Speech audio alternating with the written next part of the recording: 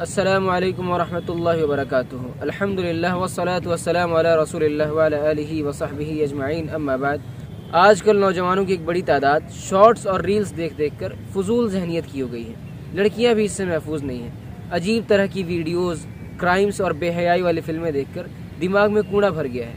ایک نوجوان لڑکا یا لڑکی جس کی ذہن سازی ہونی چاہیے تھی، ماں باپ کو یا ٹیچرز کو یا گھر کے دوسرے بڑے ذمہ دار شخص کو ان بچوں کی ذہن سازی کرنی چاہیے تھی، ان کو بٹھا کر سکھانا اور سمجھانا چاہیے تھا، اچھی تعلیم اور تربیت کرنی چاہیے تھی۔ لیکن ان چیزوں کی وجہ سے ہوتا کیا ہے؟ جس عمر میں نوجوان ابھی سیکھ رہا ہوتا ہے، جو کہ بڑا ہی نازک وقت ہوتا ہے، اس عمر میں نوجوان صحیح اور غلط کے بیچ میں فرق کرنا سیکھ رہا ہوتا ہے۔ اس عمر میں جو کچھ وہ دیکھتا ہے، سمجھتا ہے، ویسی ہی اس کی ذہنیت بن رہی ہوتی ہے۔ اس عمر میں اس کے ذہن میں گندگی بھر جاتی ہے، آنکھوں کا پانی مر جاتا ہے، جھوٹ بولنا، دھوکہ دینے لگ جانا اور دوسری بہت سی بری عادتوں کو اپنا لیتا ہے۔ غلطیوں کو قبول کرنے کے بجائے صفائی دینا سیکھ جاتا ہے۔ چال ڈھال اور ادا میں ریاکاری، دکھاوا اور فضول اور بناوٹی ڈائلاگس ریپیٹ کرنا۔ اور سب سے بڑا نقصان یہ ہوتا ہے کہ نوجوان کا ذہن خراب ہو جاتا ہے، اور جب یہ چیز خراب ہو جائے نا، پھر اس کا صحیح راہ پر آنا بڑا مشکل ہوتا ہے۔ جب وہ غلط کو صحیح اور فضولیات کو مزے کی چیز سمجھنے لگ جائے، ٹائم ویسٹ کو ٹائم پاس سمجھنے لگ جائے اور غلط نظریات کا حامل ہو جائے، تو ظاہر سی بات ہے اسے سمجھانا اور صحیح راہ پر لانا مشکل ہوگا۔ افسوس کی بات یہ ہے کہ گھروں میں، سماج میں، دوستوں اور رشتہ داروں کو ہم ان چیزوں میں ملوث دیکھتے ہیں، لیکن کچھ کرتے نہیں کہ زبان لڑائے گا یا خود ان چیزوں میں ملوث ہوتے ہیں، یا کوئی اور وجہ ہو سکتی ہے۔ لیکن یاد رہے، جو ذمہ دار ہیں وہ ذمہ دار ہیں۔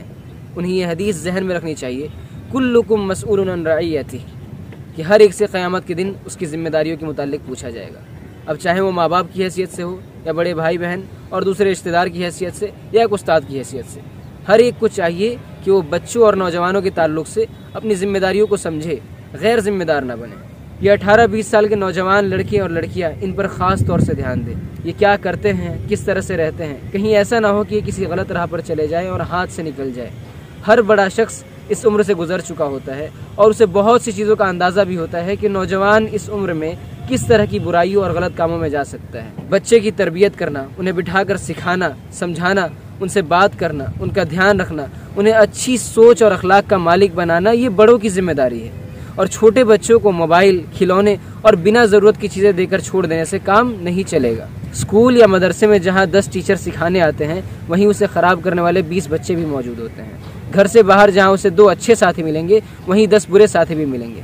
اس کا یہ مطلب نہیں کہ گھر سے باہر جانا یا پڑھائی لکھائی سب بالکل بند، بلکہ بچے کو نصیحت ہونی چاہیے، مسلسل اس کی رہنمائی ہونی چاہیے۔ وقفے وقفے سے 2-4 جملے جنہیں ہم چھوٹا اور معمولی سمجھتے ہیں، ہلکا سمجھتے ہیں، وہی 2-4 جملے بچے جب اپنے بڑوں کے منہ سے سنتے ہیں تو اس کا ان پر کافی اثر پڑتا ہے۔ جن باتوں کو ہم بہت معمولی یا بہت عام سا سمجھ رہے ہوتے ہیں، وہی باتیں جب بچے اپنے بڑوں کے منہ سے سنتے ہیں تو اس کا ان پر کافی اثر ہوتا ہے۔ اس لیے مسلسل انہیں گائیڈ کیا جائے، ان کی رہنمائی کی جائے، انہیں نصیحت کیا جائے اور ان سے پوچھ تاچھ کیا جائے۔ اس سے بچے کے صحیح راہ پر رہنے کی امید ہوتی ہے۔ ابھی بچہ ہے، نوجوان ہے، آزادی کے نام پر انہیں بگاڑنا نہیں چاہیے۔ اور ایک بات آپ ذہن میں رکھ لیجئے، کوئی فائدہ نہیں ہے ایسا سمجھدار بن کے جو سمجھداری انسان کو برائیوں اور غلط کاموں کی طرف لے جائے۔ ایسا سمجھدار بن کے کیا فائدہ جو سمجھداری انسان کو غلط راہ کی طرف لے جائے۔ اور حقیقت میں یہ کوئی سمجھداری یا چالاکی نہیں ہوتی، بلکہ عین بے وقوفی ہوتی ہے جو اپنے صاحب کو سمجھداری لگ رہی ہوتی ہے۔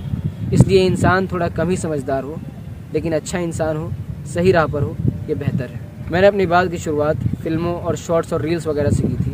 یاد رکھیے، ان چیزوں کے بہت زیادہ نقصانات ہوتے ہیں۔ ان کے اندر برائیوں، بے حیائیوں اور جرائم کو بڑا ہی مزین کر کے، گلوریفائی کر کے دکھایا جاتا ہے، سجا کر کے اور خوبصورت انداز میں دکھایا جاتا ہے، جس سے کہ بری چیزیں انسان کو اچھی لگنے لگتی ہیں، انسان غلط چیزوں کو صحیح سمجھنے لگ جاتا ہے۔ خاندانی اور شریفانہ نظام کو آؤٹ ڈیٹڈ اور پچھڑا ہوا بنا کے دکھایا جاتا ہے، تو اس کے بہت زیادہ نقصانات ہوتے ہیں، خاص طور سے نوجوانوں پر۔